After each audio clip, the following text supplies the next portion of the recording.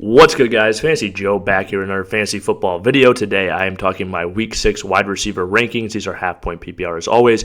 If you guys are new to the channel, make sure you hit that subscribe button. I post a ton of content here throughout the season, waiver wire videos, as well as buy lows, sell highs, rankings, just a ton of content I bring out constantly to keep you up to date, to beat your friends and family in fantasy football, bring that championship home. If you want that ship, hit that subscribe button, as well as hit that like button. And if you have any questions or comments, let me know in the comment section down below. I'll respond as always. I respond to all comments. So if you have fantasy questions, start sits, quarterbacks, tight ends, anything you got, defense, I got you guys.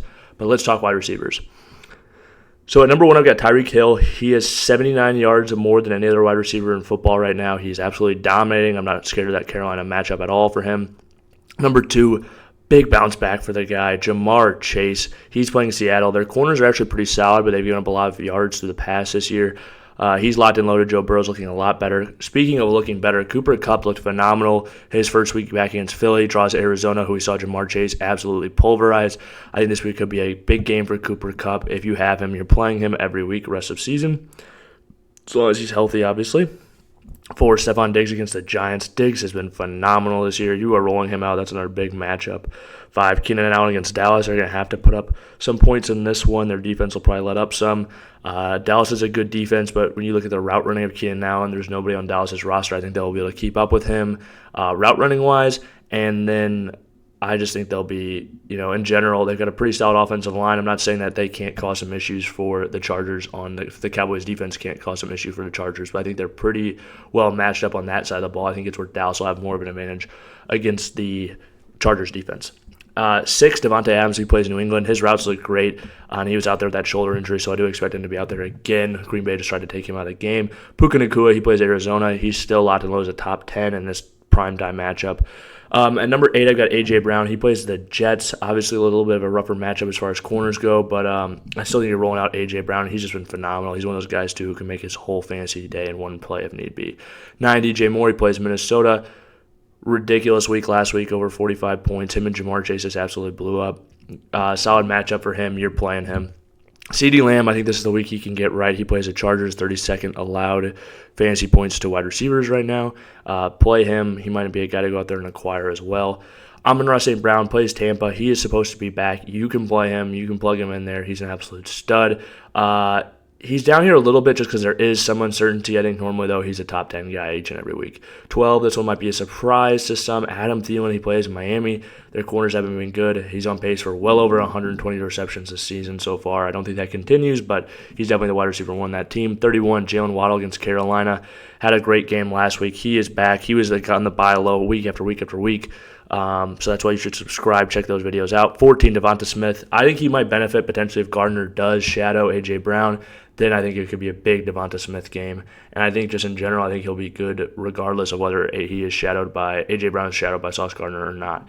15, I've got Calvin Ridley. We saw him play excellent last week. I think more of this is yet to come. They've really struggled, Indy has, to outside wide receivers. He blew up in that first game against them. 16, Brandon Ayuk. He plays Cleveland. Even though it's a tough matchup on paper, you're still rolling out Ayuk, I think, with full confidence. He's a stud. 17, Michael Pittman Jr.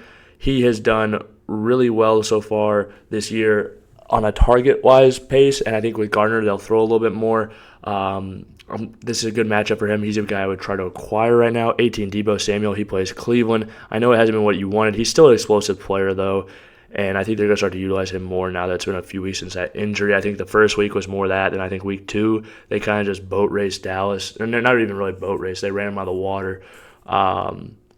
But I still think brighter days are ahead for Deebo. I think he might just be a little bit more hit and miss this year. Big explosive games and then have some weaker games, but he's still a good player. 19, DK Metcalf. He plays Cincinnati. I think this one might be a game where the high over-under, where they might necessarily need to score. Obviously, the over-unders are out, but I'm saying I think it might be a high scoring game if Joe Burrow can move around a little bit, look like anywhere close to what he did last week in the Seattle matchup. I think they should both be just fine scoring-wise, and so there should be a lot of points in this game. 20, Amari Cooper. He plays San Francisco. A little bit of a tough matchup. Monitor that Deshaun Watson situation. Looking a little sketch there right now. Nico Collins against New Orleans. Not a great game for him last week, but you're still warning him out there. He's been excellent. CJ Stroud's looked good. 22, Jordan Addison against Chicago. Good matchup for him, and I do think he'll get double-digit targets now that Justin Jefferson is gone. Chris Olave didn't play great last week. He's a little banged up. Monitor his practice situation, stuff like that, but he does play Houston. If he plays, I'm still playing him, and I think brighter days are still ahead. It's just that offense has been a little weird lately, and he's been banged up, but I think things will get better. 24, DeAndre Hopkins against Baltimore. Had over 140 yards last week. Tougher matchup this week, but I still think he's playable. 25, Jacoby Myers. He plays New England, revenge game for him. I like Jacoby moving forward. Just has looked really good on the field, honestly, and they have utilized him quite a bit. 26, we got Zay Flowers against Tennessee. They love a lot of play through the air, a lot of yards up through the air. I would definitely play Zay Flowers if I've got him this week. 27, Tyler Lockett plays Cincy. Like I said, I think that game could be high scoring. Marquise Brown plays the Rams. This is one where I still think you can roll out Marquise Brown. He had a good amount of targets last week. He really had 4 receptions on 10 targets. The targets are there. Just keep rolling him out there. I think he's a really pretty solid player, pretty much a wide receiver 2. Obviously, he's not there this week, but I think that's where I view him basically the rest of the season, a back-end wide receiver 2. He's just heavily utilized, and the offense might not be exactly what you want, but there could be brighter days ahead potentially for him. 29, Garrett Wilson. He plays Philly. I'm just a little bit worried about the offensive line of the Jets in this one going against Philadelphia in their front 7, and then just them pressuring Zach Wilson and just turning an awful game for him. Elijah Vera Tucker went out for them. That's a big loss in that offensive line. And Zach Wilson has looked competent the last 2 weeks, but this is a really tough defensive matchup. I know they've left some yards to the air, but I just don't know if that's going to hold with Zach Wilson taking the snaps under center.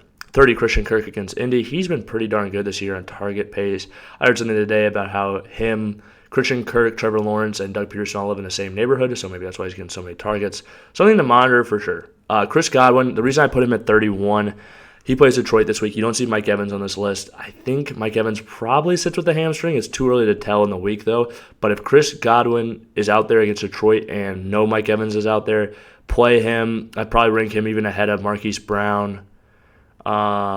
Maybe even a little bit higher, maybe even ahead of Flowers or Jacoby Myers. But he's definitely a play. Just wanted to talk about that situation before it actualizes. If you guys are new to the channel, make sure you hit that subscribe button, hit that like button. If you have any questions or comments, leave them in the comment section down below. I will respond as always. This has been Fantasy Joe. Thank you guys for watching.